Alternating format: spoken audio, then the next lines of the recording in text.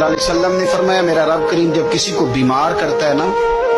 تو پھر اللہ فرشتوں کو بھیجتا ہے، فرماتا جب پتہ کر کے آؤ کسی سے میری شکایت تو نہیں کر رہا۔ تو فرشتے جا کے عرض کرتے ہیں مالک اس کے پاس تو جو بھی آیا نا اس نے یہی کہا کہ الحمدللہ جس حال میں اللہ نے رکھا ہے میں راضی ہوں۔ اس نے تیری شکایت نہیں کی، اس نے تیری رضا پہ اس بیماری کو تیری طرف سے آزمائش سمجھ کے قبول کیا۔ میرے نبی کریم علیہ الصلوۃ والسلام فرمانے لگے، رب فرماتے فرشتوں گواہ ہو جاؤ، اگر میں اسے اس بیماری سے شفا دوں گا تو جو اس کے پاس خون ہے اس سے بہتر خون اسے عطا کروں گا، اور جو اس کے پاس گوشت ہے اس سے بہتر اسے گوشت عطا کروں گا، اور اگر میں اسے اس بیماری میں وفات دوں گا تو پھر میں اسے جنت عطا کروں گا۔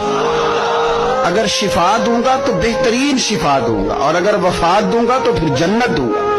جب آپ حوصلے کے ساتھ چیزوں کو قبول کرتے، جب آپ کی طبیعت کے اندر صبر چھلکتا